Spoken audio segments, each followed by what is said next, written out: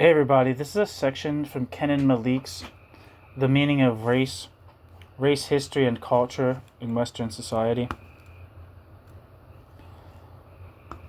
The section I'm reading is titled Appearance, Essence, and Equality, and it's from chapter 8 of the book, which is entitled Universalism, Humanism, and the Discourse of Race.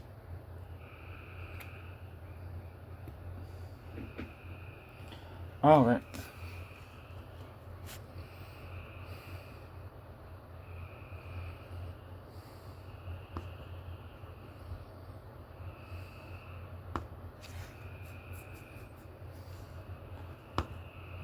One second, actually.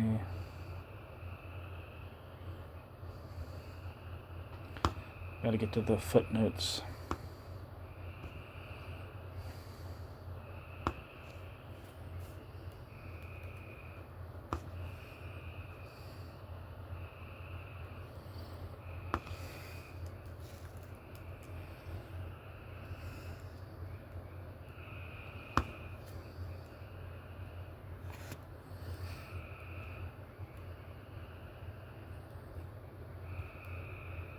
Come on. Are we there?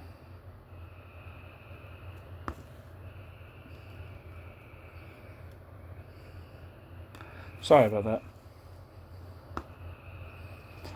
An insistent theme of post-structuralist and postmodernist discourse, and one that is closely linked to its anti-humanism, is its opposition to essentialism.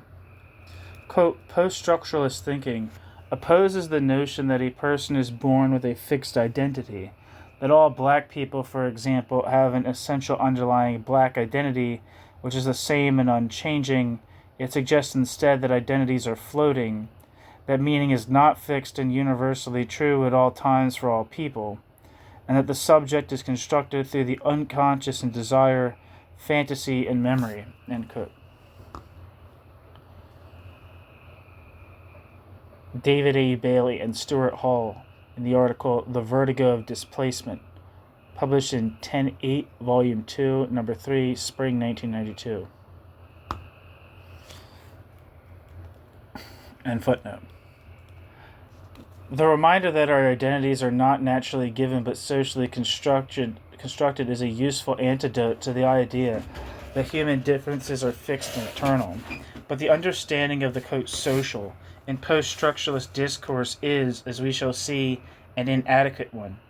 Instead of viewing society as a totality, post-structuralists regard society as inherently heterogeneous and diverse, and incapable of being grasped as a whole. Quote, a product of practices of regulation, resistances, and representation, rather than a pre-given entity which reproduces itself through agencies of socialization.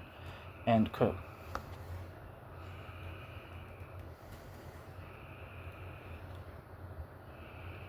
Ali Ratansi, in the article,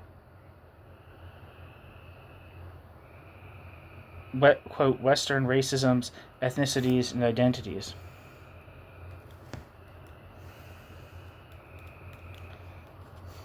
End footnote.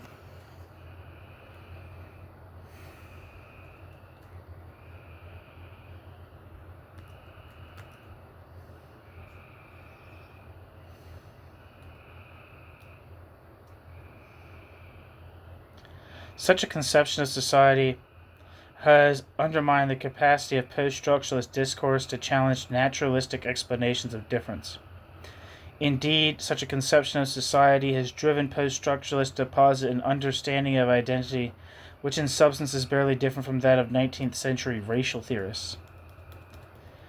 The problem can be seen in the very concept of, quote, anti-essentialism, end quote.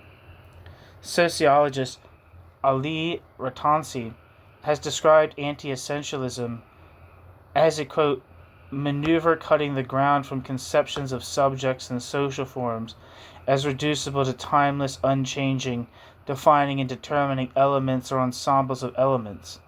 Quote, human nature, end quote, for example, or in the case of the social, the logic of the market or mode of production, end quote. Ali Ratansi.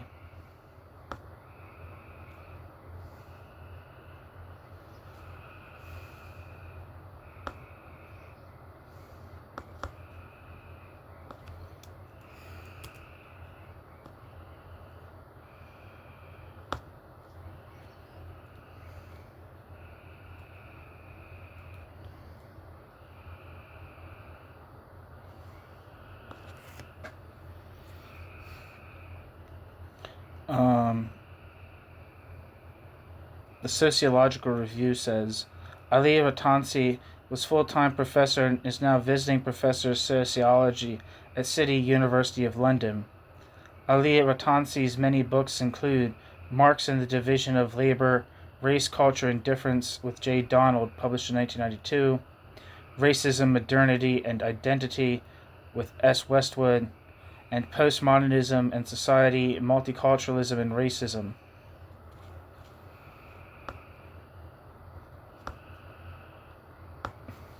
I'm going to look up his book.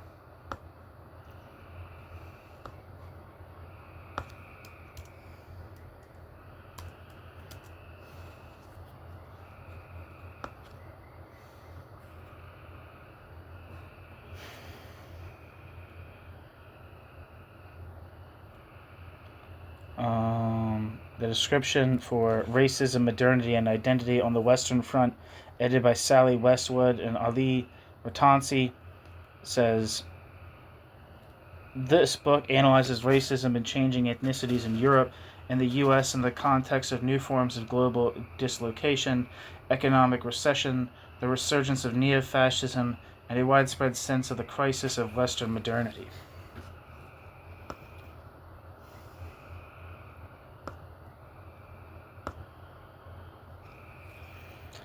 Back to the text.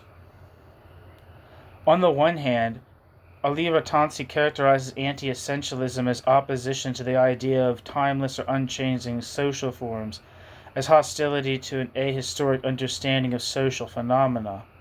On the other hand, Ratansi believes that an anti-essentialist outlook is also opposed to the view that social forms can be, quote, defining or, quote, determining. In other words, Ratansi believes that anti-essentialism espouses indeterminacy. In this, Ali Ratansi reflects much postmodern thinking which regards uncertainty and ambivalence as central and positive features of contemporary society. It is a view that suggests that phenomena can never be fully pinned down, and that it is in the uncertainties, or, quote, differences, end quote, in parentheses, that we can elucidate the meanings of social forms. But it is precisely indeterminacy that is the foundation of ahistoric explanations. In order to be historically or socially specific, one must understand the determinations of any social fact and its relationship with the totality in which it appears. Repudiating such certainty and celebrating ambivalence denies us the ability to grasp social phenomena in social phenomana's specificity. We could, for instance, argue about whether the essence of capitalism should be seen in the logic of the market, in the particular mode of production, in some other aspect, or in some combination of these, but unless we can characterize the essence of capitalist society, in other words, the specific content of capitalism as a social form, we cannot distinguish capitalism from other types of societies, nor understand how any particular social phenomenon or fact is rendered specific within the context of capitalist society. We would be unable to understand, for instance, what is specific about the modern concept of race, and would instead be forced into an ahistoric explanation of the sort we have seen previously in this chapter, in which race becomes an eternal feature of human societies. The roots of anti-essentialism lie in the hostility to naturalistic explanations of social phenomena, particularly positivism. Positivism reduced social laws to natural laws. The founder of positivism, Auguste Comte, for example, saw the laws determining human relations as being as quantifiable and as permanent as those determining nature. The positivist view of society we saw in Chapter 3 underpinned 19th century racial theories. Opponents of racial theory have therefore always been hostile to naturalistic theories of society. As Adorno and Max Horkheimer observed, quote, the extreme model of rendering society, quote, natural, end quote, is the racist insanity of National Socialism, end quote. But in its haste to dispatch naturalistic theories, post-structuralist discourse, parenthesis, and indeed much of modern sociology, in parenthesis, has thrown the baby out with the bathwater. Post-structuralists hold that naturalistic explanations of society fail because naturalist explanations of society posit an essence that underlies social phenomena. Positivism is considered to have held that social relations are merely the surface appearance of a natural essence. In fact, this is a misapprehension of positivism, which, if anything, is defined by its empiricism, and which reduces laws to the subjective arrangement of phenomena by the observer.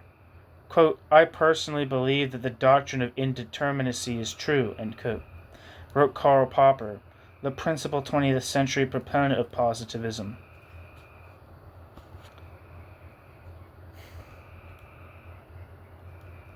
Footnote. See Karl Popper, The Open Universe, An Argument for Indeterminacy.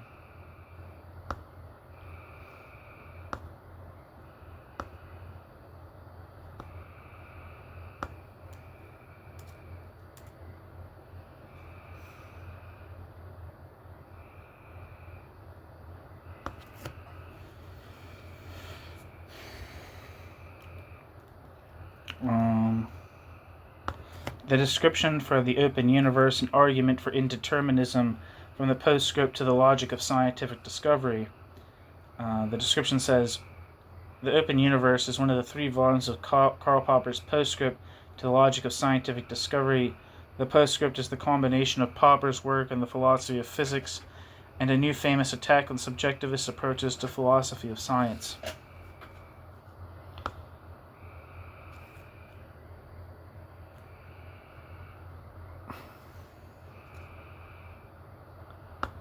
Back to the text.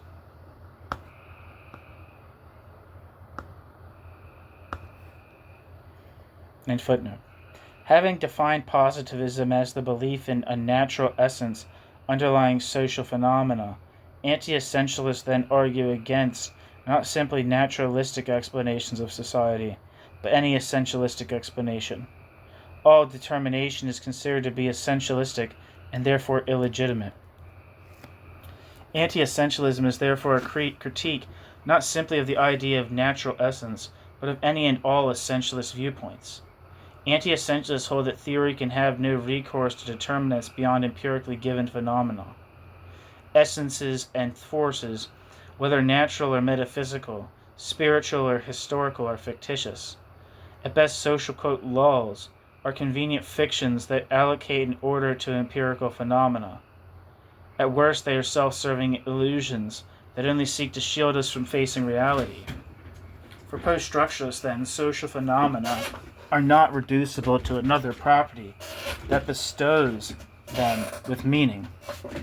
It is an outlook that renders all determinate relations contingent, bereft of any inner necessity. The indeterminacy of post-structuralism is well encapsulated in the methodology of deconstructionism, a movement initiated in the late 60s by Jacques Derrida's reading of Martin Heidegger. Deconstructionism denies the possibility of language embodying any true meaning. The French structuralist and linguist Frédéric Saussure had established a distinction between the signifier and the signified in language. The sound image made by, quote, black is the signifier. The concept of, quote, blackness is the signified. The relationship between the two constitutes a sign, and the language is made up of these. Since for Saussure, the crucial distinction was not between word and object, but between signified and signifier, his structuralist linguistics opened the way for non-realist theories of meaning. In Saussure's conception of the sign, the signifier and the signified operate according to a relatively stable relationship. Deconstruction, however, denies any correspondence between the signifier and the signified. The signifier, parenthesis, the word, in parenthesis, does not yield the signified, parenthesis, the meaning, in parenthesis. No text or utterance can have any definite meaning because it can have no text or utterance can have any definite meaning because it can have an infinity of meaning. For a deconstructionist, there can be no single meaning or, quote, essence, end quote, to a text. Derrida denies determinacy for 2 reasons. First, the meaning of any signifier is contained in what that signifier is not as much as in what it is. in the difference between signifiers. The meaning of, quote, black is constituted in what it is not, parenthesis, quote, white, end quote, end parenthesis. The meaning of a signifier always lies outside of itself, and is therefore indeterminate. Secondly, the meaning of any signifier can only be defined in terms of other signifiers, and hence there is a whole cascade of signifiers or texts through which meaning is dispersed. Derrida uses the term différence to convey the idea of both, quote, difference and of, quote, deference, in the sense of meaning that it is always deferred or made inaccessible.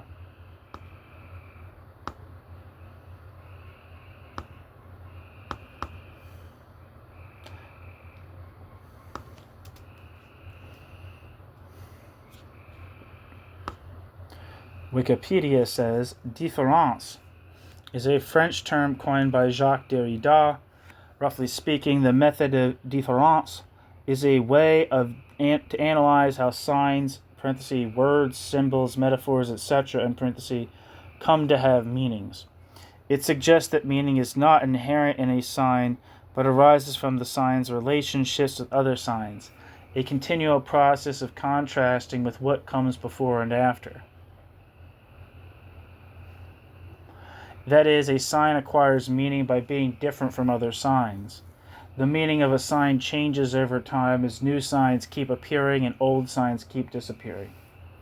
It is central to Derrida's concept of deconstruction, a critical outlook concerned with the relationship between text and meaning. However, the meaning of a sign is not just determined by the system of signs present currently. Past meanings, quote, leave, quote, traces, and possible future meanings, quote, haunt. The meaning of a sign is determined by the interaction between past traces, future haunts, and the system of signs present right now. Back to the text.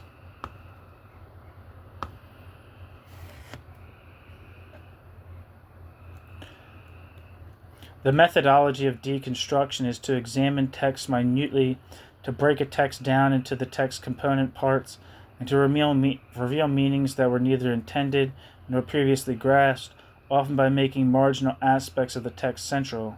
Such a method is not simply applied to text. Society itself is deconstructed in a similar fashion.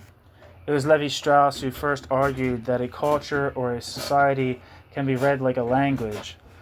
Levi-Strauss took from Saussure the idea that language has a given structure, a set of grammatical and other rules about how to communicate, which lie below the consciousness of any individual speaker, and which operates independently of them, and applies this concept to cultural artifacts, such as myths, rituals, and kinship structures.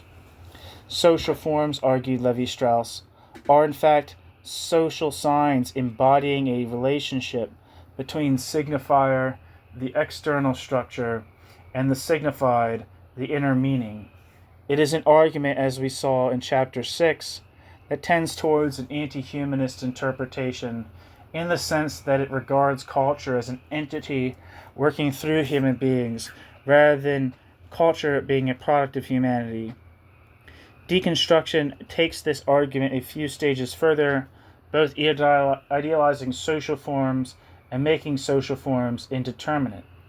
Rather than seeing social processes operating like a language, deconstruction regards social processes as constituted in language. Taking a cue from Nietzsche's dictum that, quote, the world as a work of art gives birth to itself, unquote. Deconstructionists posit human subjects and human society is made out of language. Post-structuralist theorists emphasize, quote, the materiality of language itself, the impossibility of simply referring it back to some primal interior reality, quote, social being, end quote, end quote. And that quote is from Gareth Stedman Jones in his book, Language of Class, Studies in English Working Class History, 1832 to 1982.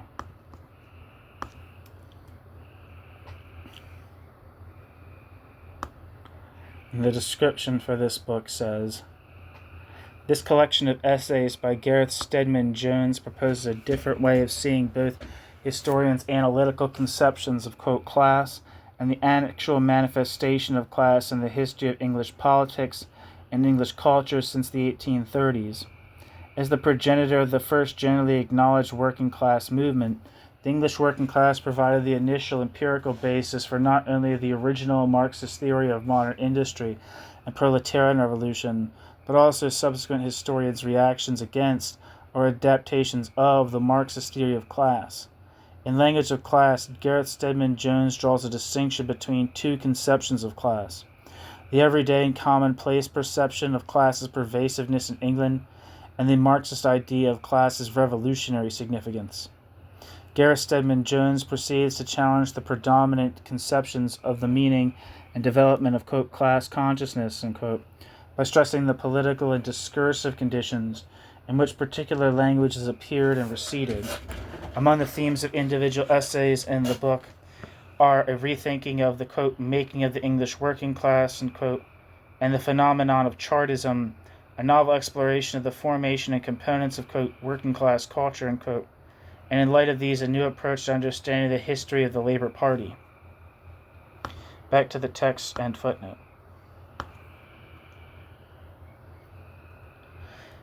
Hence, Gareth Stedman Jones, a prominent social historian, dismisses, quote, the prevalent treatment of the, quote, social as something outside of, and logically and often, though not necessarily chronologically, prior to its articulation through language, end quote. Gareth Stedman Jones. In this way, as one critic of the postmodernist outlook notes, quote, the cultural becomes the material, the ideological becomes the real, end quote.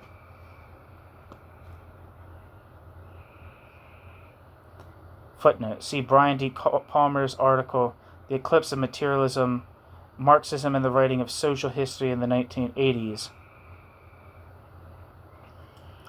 Featured in Ralph Miliband and Leo Panitch's edited volume, The Retreat of the Intellectual, Socialist Register, 1990. End footnote.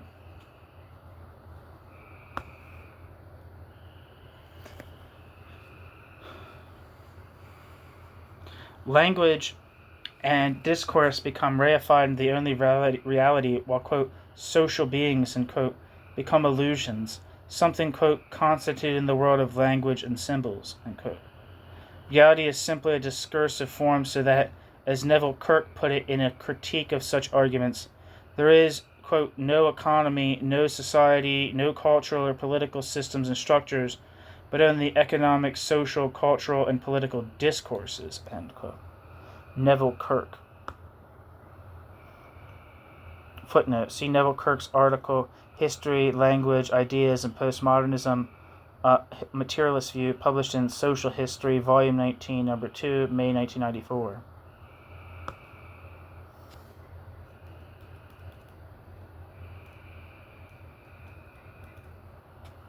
Let's see if we can find anything on Neville Kirk.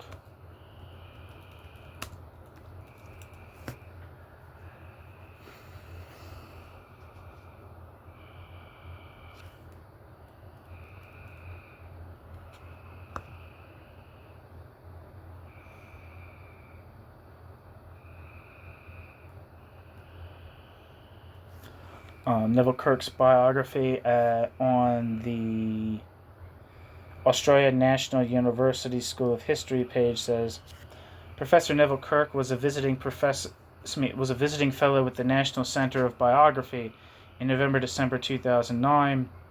Neville Kirk is Professor of Social and Labour History at Manchester Metropolitan University in England.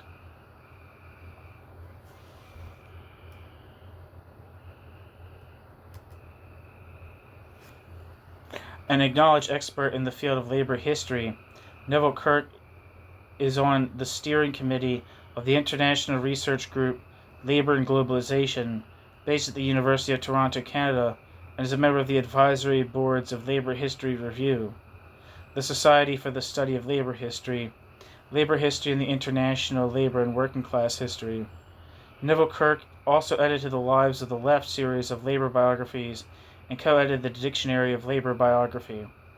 During Neville Kirk's stay at the NCB, Neville worked on his project, Approaches to Transnational Labor History, Biographies, Agencies, and Ideas.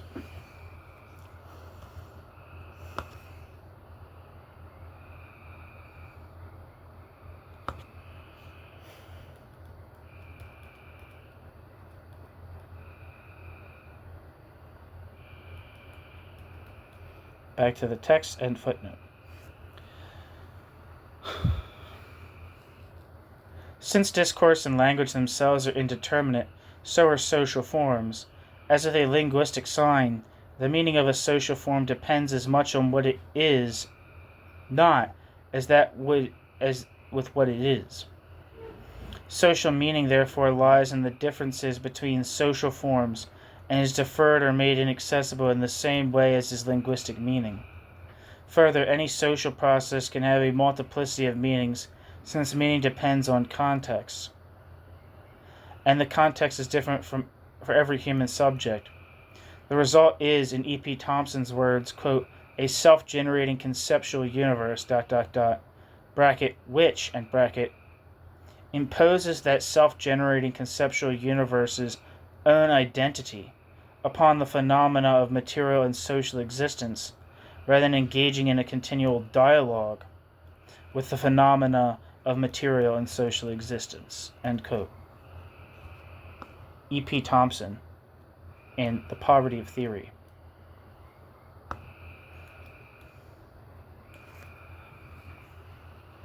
Post-structuralists are particularly keen to deconstruct or decenter the human subject, arising from the rejection of humanist values. The decentering of the subject involves, quote, the deflation of the rationalist/Cartesian pretension to unproblematic self-knowledge, end quote, and, quote, a critique of the conception of a linear connection of subjects to the external world, in which reality is made transparent from a uniquely privileged vantage point through the application of rationality and empirical disciplines, end quote. And that's from Ratsani's article, quote, Western Racism, Ethnicities, Identities, and footnote. The human subject, say post-structuralists, is not a unitary given entity acting rationally upon the world, but a site of conflict and difference which is constituted through discourse. Quote, society does not influence the autonomous individual, end quote, writes Jeffrey Weeks. Quote, on the contrary, the individual is constituted in the world of language in symbols which come to dwell in and constitute the individual. End quote. Or as Kobena Mercer has put it, quote, the subject is constituted in language, end quote.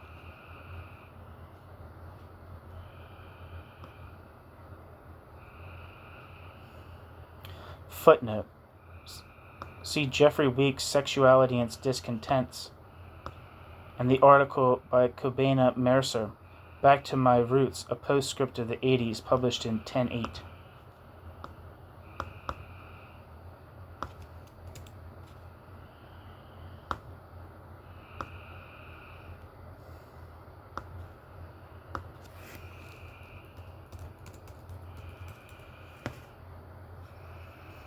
So, Kobena Mercer is a British art historian and writer on contemporary art and visual culture.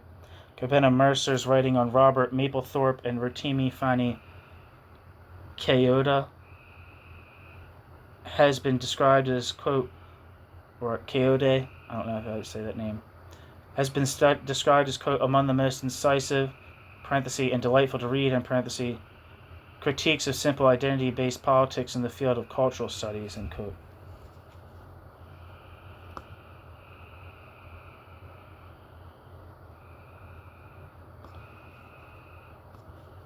And Jeffrey Weeks' book, Sexuality and Its Discontents,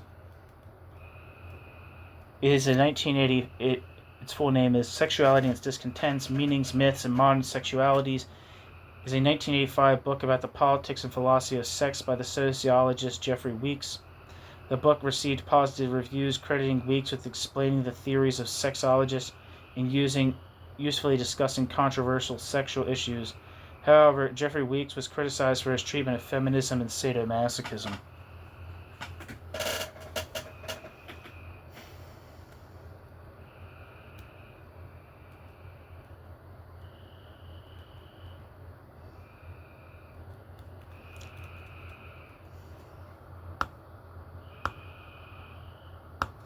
Back to the text and footnote. Post-structuralists deny the concept of a, quote, essential identity and stress instead, quote, the phenomenon of multiple social identities. Multiple social identities, end quote. As Robin Cohen notes, quote, the modern study of identity has, dished the old, quote, essentialisms, end quote. For example, the Marxist idea that all social identity could essentially be reduced to class identity, end quote. Robin Cohen.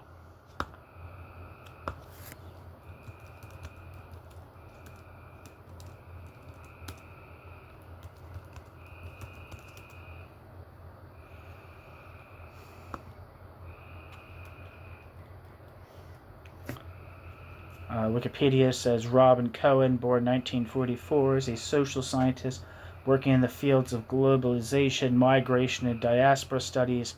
Robin Cohen is Emeritus Professor of Development Studies and former Director of the International Migration Institute, University of Oxford.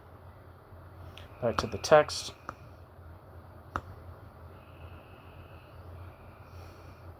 Instead, the modern study of identity holds that, quote, there are competing claims for affiliation that can be not reduced to epiphenomena, end quote.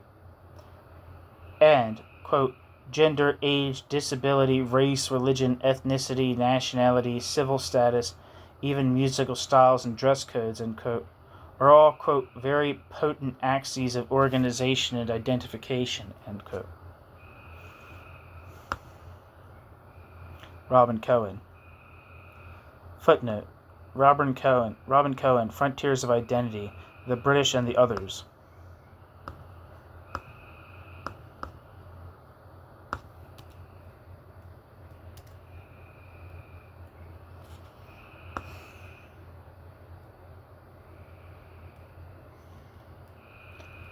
The description of Frontiers of Identity, The British and the Others by Robin Cohen says, originally published in 1994, Frontiers of Identity considers one of the enduring themes of social science.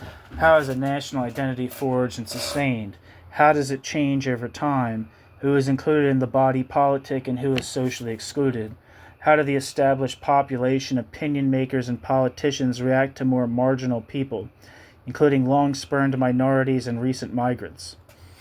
The original analysis shows how the British as a people are constantly defined and redefined through their interactions with several, quote, frontiers of identity, end quote, namely Celts, expatriates, Americans, Europeans, citizens of the Commonwealth, and more crucially with, quote, aliens, end quote. The alien-British relationship is particularly loaded with uneasiness, aversion, and hostility. Quote, aliens, a category created by what the author calls the, quote, frontier guards, end quote, of British identity, are frequently deported or detained. Their sanctuaries are invaded, their legal and humanitarian claims of asylum minutely examined and often denied. This searching exploration of these processes shows how the meaning of who one is depends, crucially, on who one rejects. The drawing on a wealth of historical scholarship, research compiled at the time of the original publication, and contemporary social theory, and now reissued with a new preface, this book exposes the unstable assumptions and hidden meanings in the relationship between the, quote, British and, quote, the others. It uncovers how the British and their rulers seek to reshape their national identity in a difficult period of post-imperial adjustment, relative economic decline, and the European integration of the 1990s. The book will be of use for students of sociology, politics, history, and European studies.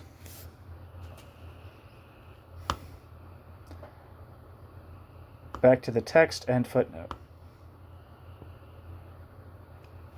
The concept of conflicting social pressures and identities is clearly valid. The problem arises, however, when all, quote, identities of whatever form are treated as of equal social validity, so that personal lifestyle preferences such as, quote, musical styles, physical attributes such as, quote, disability, and social products such as, quote, race and, quote, class are seen as being of the same moment, while at the same time the determinate relations between identity and society are denied. The result is that fundamental social relations, such as racial oppression, become reduced to lifestyle choices. The, quote, social, end quote, seems to mean nothing more than a particular decision that an individual may make, and, quote, society, end quote, is reduced to the aggregate of individual relationships. The consequences of the post-structuralist notion of society is that many contemporary writers treat social distinctions as personal or political choices. There is a scene in Woody Allen's film Bananas in which our luckless hero, played by Allen, bemoans the fact that he dropped out of college. Quote, "What would you have been if you had finished school?" End quote. Someone asks him. Quote, "I don't know," sighs Allen. "I was in the Black Studies program. By now I could have been black." This seems to be the essence of the contemporary view of identity. As Cohen notes, post-structuralists suggest that, quote, an individual construction presents any one of a number of possible social identities depending on the situation.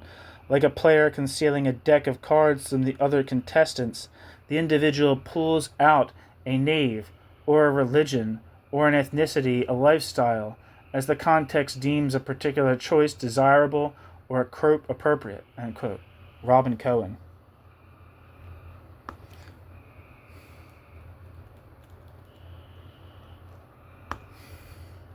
In this spirit, an increasing number of writers now view racial division as cultural exclusiveness. Winston James, employing Benedict Anderson's notion of a, quote, imagined community, argues that, quote, like all nations, nationalities, and ethnic groups, Afro-Caribbean people in Britain have erected boundaries in relation to those with whom they identify, end quote. Winston James.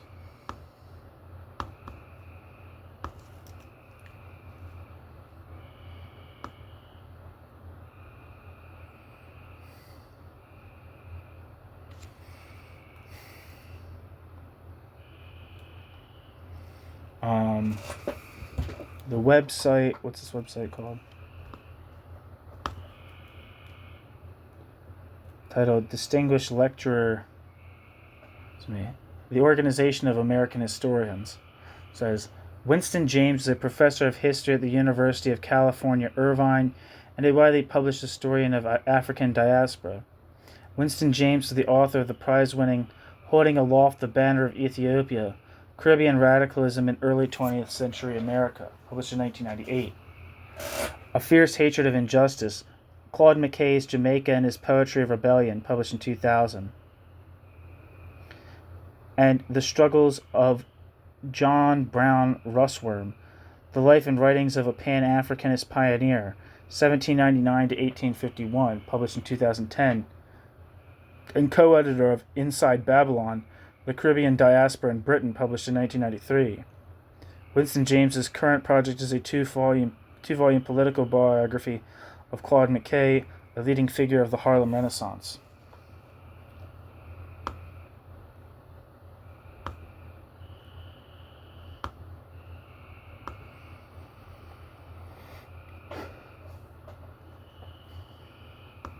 Back to the text. Footnote. See Winston James' article, Migration, Racism, and Identity Formation, The Caribbean Experience in Britain, published in Winston James and Clive Harris's edited volume, Inside Babylon, The Caribbean Diaspora in Britain. Also see Benedict Anderson, Imagined Communities, Reflections on the Origins and Spread of Nationalism.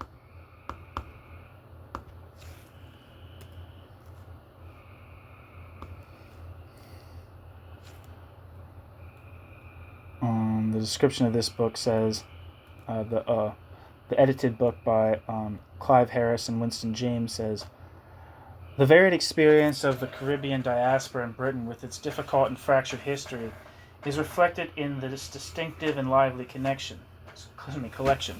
The contributors to Inside Babylon show how employers and police, psychiatrists, and welfare services helped to channel black people into residential and occupational ghettos. Clive Harris, Bob Carter, and Shirley Joshi analyzed the economic destiny of Afro-Caribbeans in Britain. Going beyond the familiar prisons of race relations and reductionist class analysis, they illuminate the radicalizing dynamic of British capitalism in the post-war period. Errol Francis provides a shocking account of the experience of black people at the hands of psychiatrists in Britain. Cecil Gutsmore finds that Notting Hill Carnival to be a litmus test of racist formations in both the media and the state, as well as evidence of the resilience of the black community.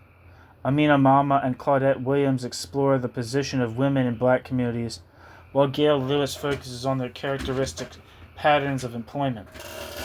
In a powerful concluding essay, Winston James charts the unfolding of a new Afro-Caribbean identity in Britain and debunks the notion that racist structures by themselves create a homogeneous black community.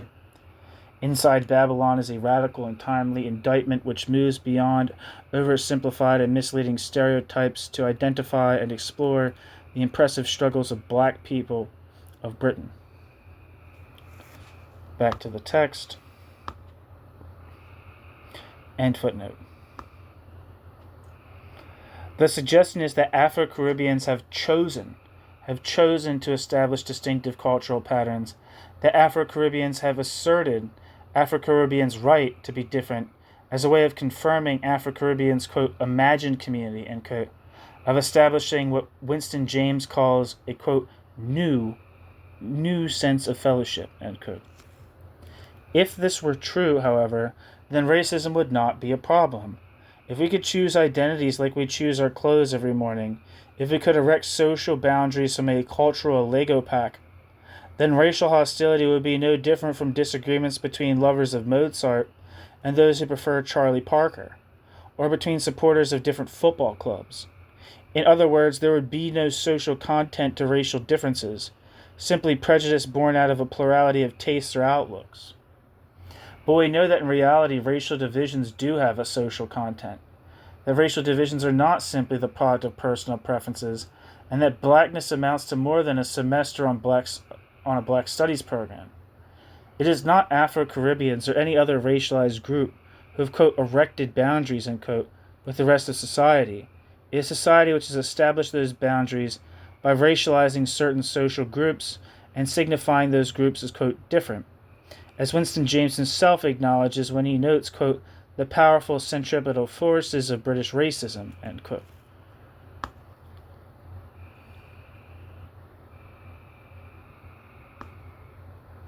Black youth in Brixton or the Bronx have no more, quote, chosen their difference than Jews did in Nazi Germany. Certainly oppressed communities have often reacted to racial division by adopting particular cultural forms. In his autobiography, Miles Davis recounts how black jazz musicians in the 40s responded to racism by developing bebop as a style that would exclude white players. Footnote. See Miles Davis with Quincy Troop, Miles, the autobiography, published in 1989. And footnote. Similarly, many Jews today continue to observe Jewish cultural rituals less out of religious faith than in response to anti-Semitism and in memory of the victims of the Holocaust. But such cultural assertion is not the cause of racial identification. It is racial identification's product.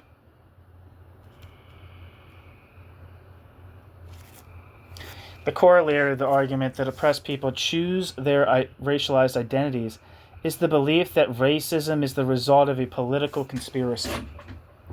Thus, Theodore Allen, writing about Ireland, argues that, quote, racial oppression, bracket, was, and bracket, introduces a deliberate ruling class policy, end quote.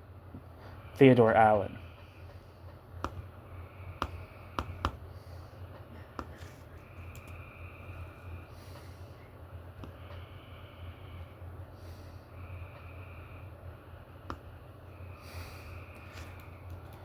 Wikipedia says Theodore W. Allen lived from 1919 to 2005 and is an American independence scholar, writer, and activist, best known for his pioneering writings since the 1960s on white skin privilege and the origin of white identity.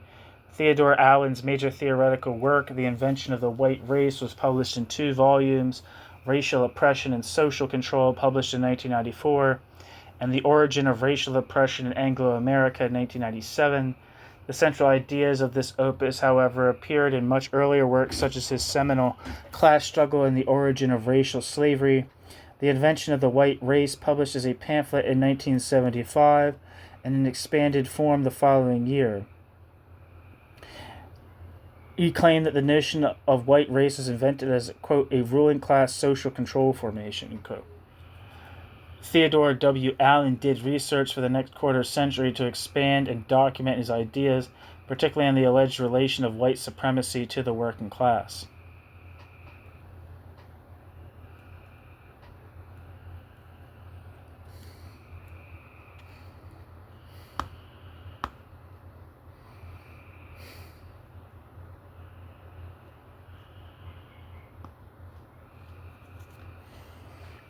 Back to the text.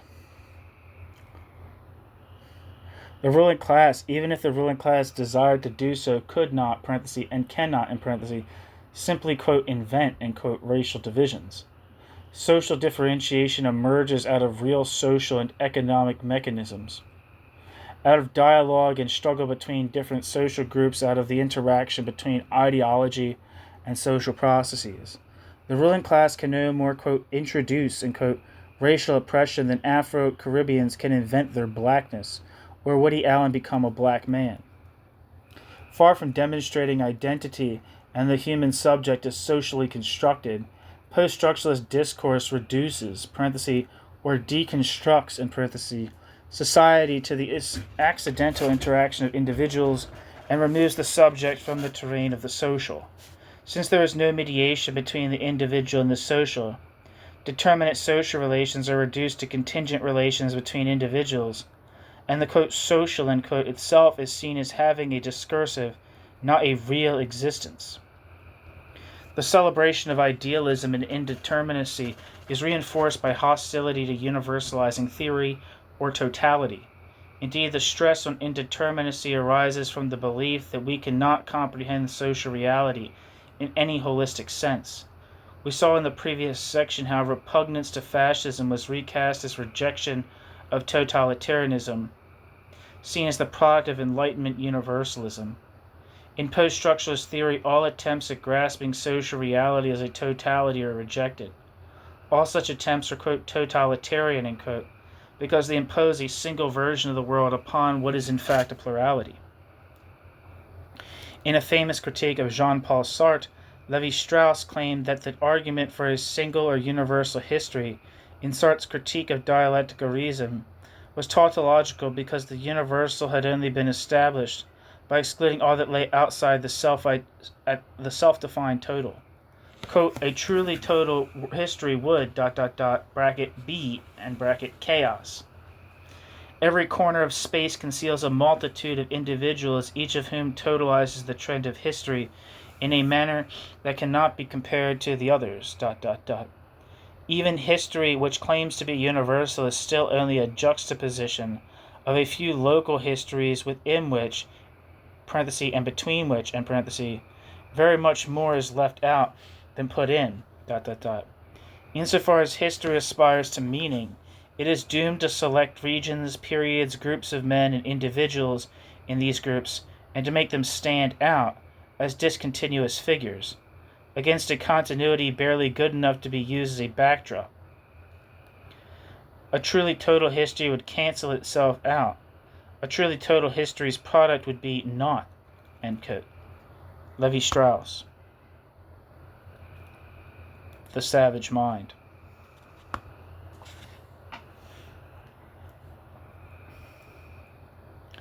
When we consider history or society, we cannot study everything, only those aspects which are deemed to be important. A universal history, argues Levi-Strauss, is therefore an oxymoron. Sartre, like all Western and Marxist thinkers, had created his universal history only by excluding all histories except that of the West. Hence Sartre, like all those who attempt to grasp social reality within a single frame, must necessarily be ethnocentric, and any discourse of universality necessarily racist.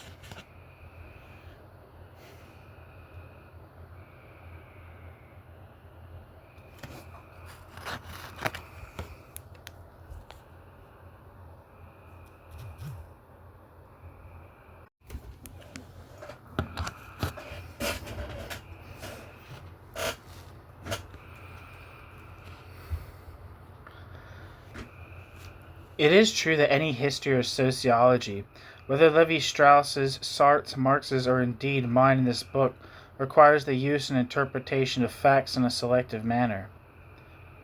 Quote, "What I want is facts," unquote, exclaims Mr. Gradgrind in Charles Dickens' Hard Times. Facts alone are wanted in life. But in the real world, facts do not come in a, quote, pure form, and with their meaning readily apparent. Facts, the historian E.H. Carr has written, quote, are not at all like fish on the fishmonger's slab, end quote.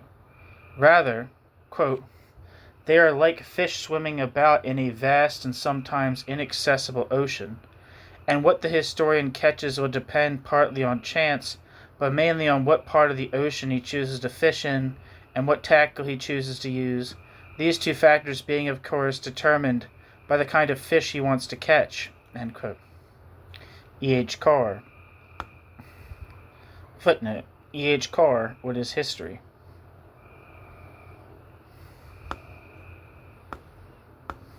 End footnote. Facts need to be interpreted. There is an intimate relationship between fact and interpretation. The meaning of a fact is not necessarily apparent in the fact's outward appearance, but is often hidden. For example, it is a fact that people of the world could be divided according to the color of their skin. Whether we think that this fact is important, and that skin color is a useful way of dividing up humanity, depends on how we interpret the facts of skin color. Within the discourse of race, skin color, like head form in earlier times, is deemed an important fact.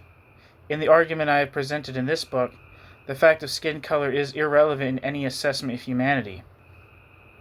Again, African Americans as a group have a lower IQ than white Americans. That is a fact. But what that fact means is not apparent from the fact itself. For some authors like Charles Murray, the difference in IQ is an indication that black and white Americans are naturally different in their intellectual ability.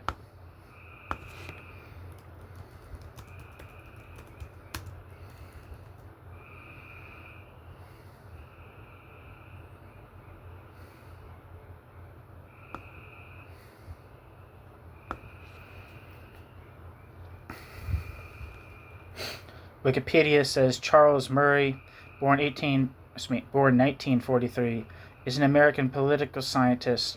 Charles Murray is the W. H. Bradley Scholar at the American Enterprise Institute, a conservative think tank in Washington, D.C. Charles Murray's work is highly controversial. His book, Losing Ground, American Social Policy, 1950 to 1980, published in 1984, discussed the American welfare system. In the book The Bell Curve, published in 1994, Charles Murray and co-author Richard Herrnstein argue that in 20th century American society, intelligence became a better predictor than parental socioeconomic status or education level of many individual outcomes, including income, job, and education efforts to improve social outcomes for the disadvantaged are largely counterproductive. The bell curve also argues that average intelligence quotient differences between racial and ethnic groups are at least partly genetic in origin, a view that is now considered discredited by mainstream science. Back to the text.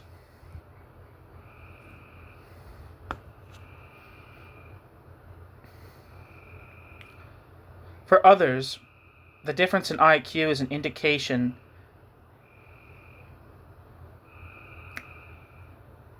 the African Americans as a group having a lower IQ than white Americans means that IQ tests are poor measures of intellectual ability. For yet others, the difference between the IQ scores of black and white Americans is a product of their differential treatment by society. The true meaning of a fact is not necessarily apparent and requires interpretation. The real issue raised by Levi-Strauss, then, is not that we are forced to select and interpret facts, but about what criteria we use to do so. In rejecting a universalistic outlook, Levi-Strauss suggests that one fact is as important as another, and that all selections and interpretations of facts are as valid as any other. Without a universalist theory, there can be no frame within which to measure the truth or importance of any social fact. The, quote, regions, periods, groups of men and individuals in these groups, unquote, which we select to be historically important would be entirely arbitrary, as Levi-Strauss himself acknowledges. Quote, when one proposes to write a history of the French Revolution, one knows, or ought to know, that it cannot simultaneously and under the same heading be that of the Jacobin and that of the aristocrat. Ex hypothesis, their respective totalizations, are equally true. One must therefore choose between two alternatives. One must select as the principal either one or a third, for there are an infinite number of them, and give up the attempt to find in history a totalization of the set of partial totalizations.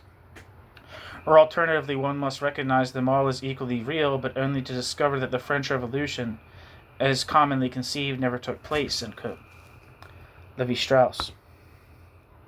The Savage Mind.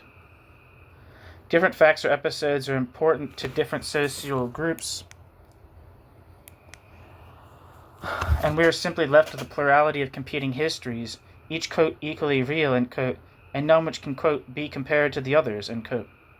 As Robert Young has put it, quote, history may be made up of the multiple meanings of specific particular histories, without their necessarily being in turn part of a larger meaning of an underlying idea or force, end quote.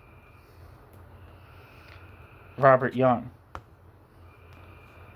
White mythologies.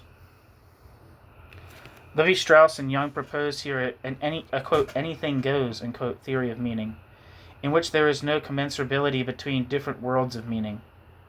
As George and Ira Gershwin put it, you say potato, I say potato. You say tomato, I say tomato. Let's call the whole thing off. But if this were true, how would we be able to distinguish between a racist history and a non-racist history? Each would be valid in its own context, just as Levi-Strauss believes that a Jacobin and aristocratic interpretation of the French Revolution would. We return to the problem we encountered in our discussion of Said's notion of representation.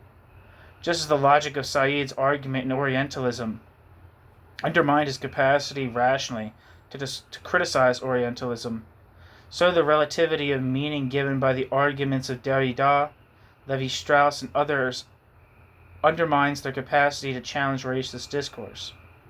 Different interpretations are not, however, equally valid or equally true, as Carr understood.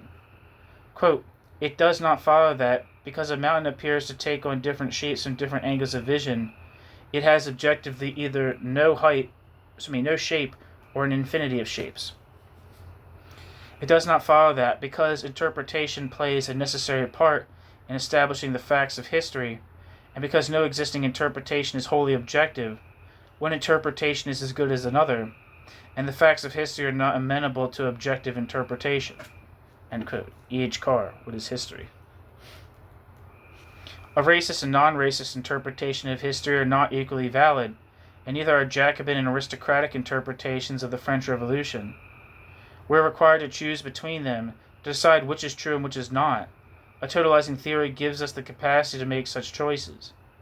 A totalizing theory does not mean, as Young claims, that, quote, it, must, include every historical fact, end quote. Something which Young and Levi-Strauss rightly observe, quote, would be chaos, end quote.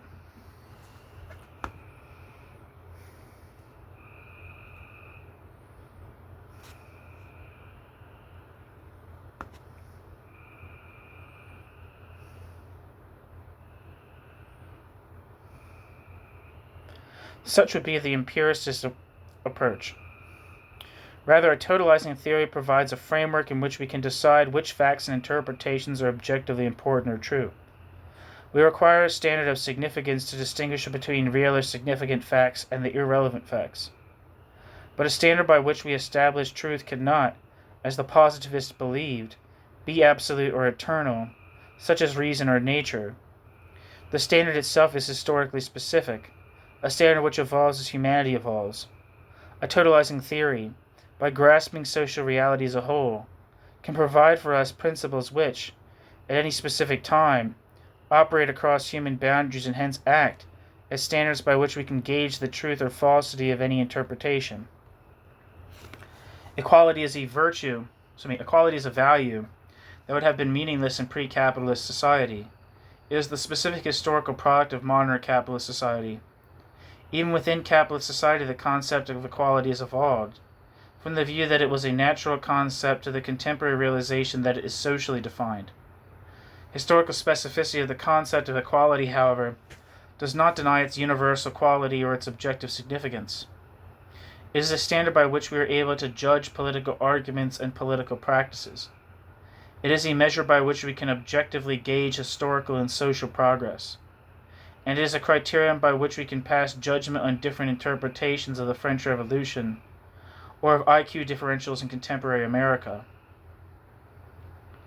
Conversely, the idea of inequality is also historically specific.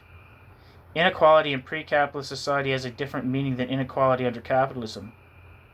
The fact of inequality or difference does not yield up its inner meaning or essence.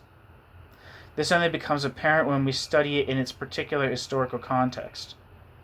To do this, we need to be able to grasp social reality as a whole.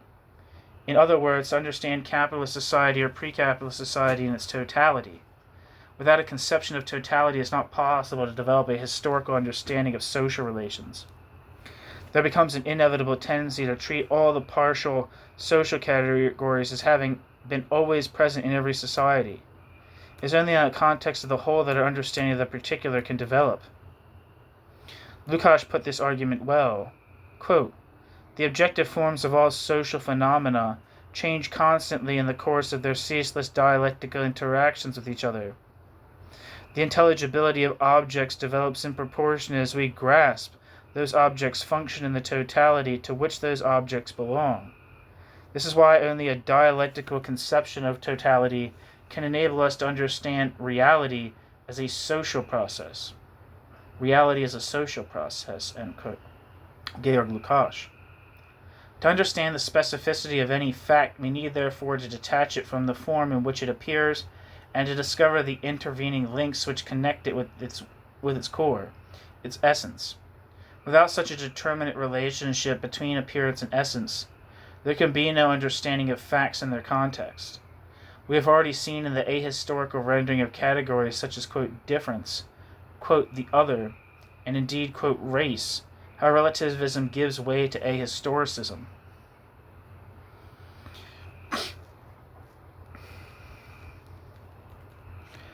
The critical flaw in post-structuralist theory is the collapse of historical specificity into relativistic epistemology. Or to put it another way, post-structuralists are mistaken in rejecting not simply the eternalization of social relations over time, but also their universalization throughout society.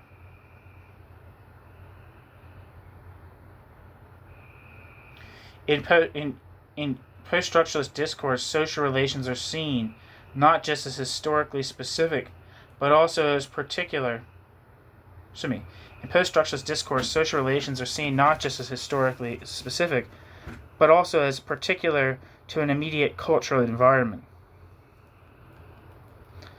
Such particularism inevitably and paradoxically gives rise to ahistoricism.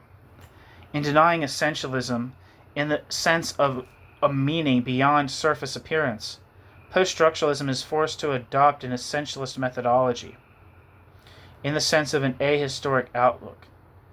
The very nature of deconstructionist methodology imposes an eternal framework on its subject of investigation. The starting point of post-structuralism is the search for difference. As Derrida has put it, it is futile to ask who or what differs, since difference is prior to any subject. But this is to smuggle the conclusion of the investigation into the method, rather than the method of investigating taking its cue from the object of investigation. The method of investigation exists prior to the object of its investigation. If you set out to find difference in anything and everything, then that is exactly what you will find. Difference becomes the absolute in history, the objective force which makes history intelligible. It is the avatar of post-structuralist discourse of nature in positivist thought. The paradox of post-structuralist anti-essentialism, then, is this. It is an outlook that arises from a desire to oppose naturalistic explanations and to put social facts in social context. But in rejecting all essentialist explanations, in celebrating indeterminacy and opposing the idea of totality, it has undermined its own ability to explain social facts historically. Facts wrenched from their living context are apprehended only in their isolation. The irony is that this methodology resembles nothing so much as the empiricism of the positivists, the very outlook anti-essentialism sought to overturn. Post-structuralist theory identifies nature and society in the same way as positivism does, albeit with different consequences. Take, for instance, David Goldberg's argument that, quote, open incorporative standards, bracket, in society, end bracket, will discourage individuals or groups from extending their values over others, as though they constituted a human or social essence, a natural condition, end quote. David Goldberg. What this suggests is that for Goldberg, quote, a human or social essence, end quote, is equivalent to a, quote, natural condition, end quote. Goldberg, as much as Comte or Knox, equates the natural and the social. Goldberg adds that, quote, we are not to convert the contingency of prevailing identities into those deemed ethically essential by universalizing them. End quote. Goldberg.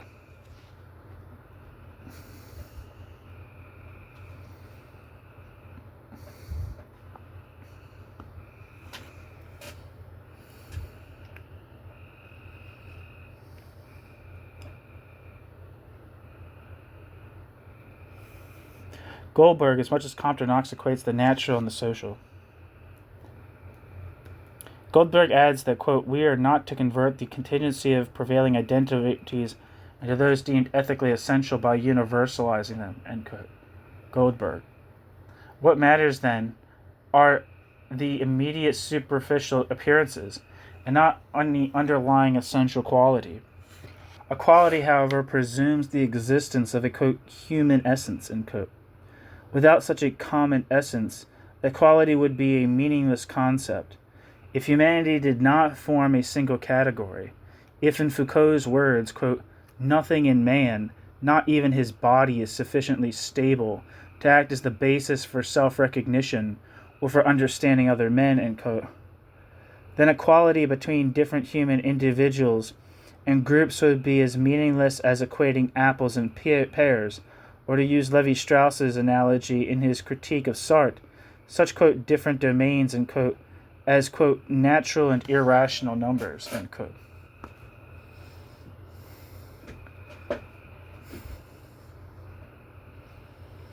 The Foucault quote is a citation from a piece by a Mark Phillip titled Michel Foucault in Skinner's edited volume, The Return of Grand Theory in Human Sciences.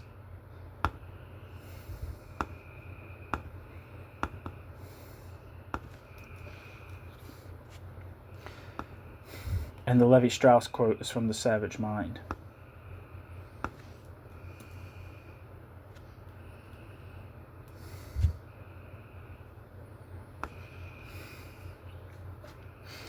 The description of this book says, the past quarter of a century has seen dramatic developments in social and political thought. These essays offer an indispensable introduction to some of the most influential amongst them.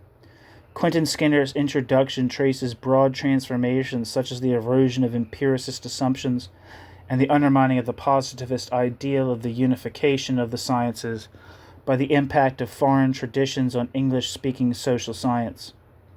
The essays themselves discuss major figures such as Gadamer, Derrida, Foucault, Habermas, Althusser, and Levi-Strauss, giving valuably lucid introductory studies of some difficult but unquestionably major thinkers of our time. Professor Skinner has been awarded the Balzan Prize Lifetime Achievement Award for Political Thought, History, and Theory.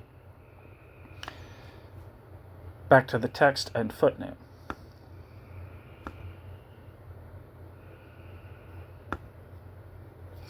In the early days of the development of capitalist society, human essence was seen as natural. Parenthesis, quote, human nature, end quote, in parenthesis. Democrats such as Rousseau and Tom Paine saw equal rights as, quote, inalienable, end quote, as given by nature. A more historical understanding indicates that these rights are socially constructed, and that our essential character as political equals is something we make ourselves. As Marx put it, quote, the human essence is no abstraction inherent in each single individual, end quote, but is, quote, the ensemble of the social relations, end quote. But once essential explanations, whether natural or social, are excluded, the very idea of equality also becomes subordinate to the, quote, contingency of prevailing identities, end quote. The appearance of difference is taken at face value, and given that no inner essence exists, taken as evidence of a multiplicity of categories by humanity.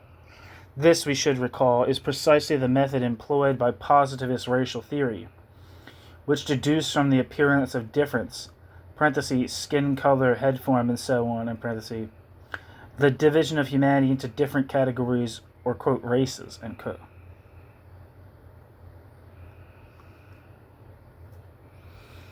Of course, contemporary theorists of difference deny that superficial biological differences define categorical distinctions, preferring instead to see historical or cultural factors as important. But cultural formalism is in substance no different from racial formalism. Both move from the apprehension of formal difference to posit the existence of different ontological categories. This is why the anti-humanist, anti-essentialist tendencies of post-structuralist thought inevitably lead to the questioning of equality itself. And that's the end of this section, which again was titled, what was it titled? Come on.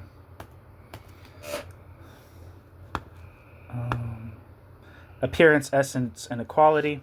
And the chapter it's from is Universalism, Humanism, and the Discourse of Race.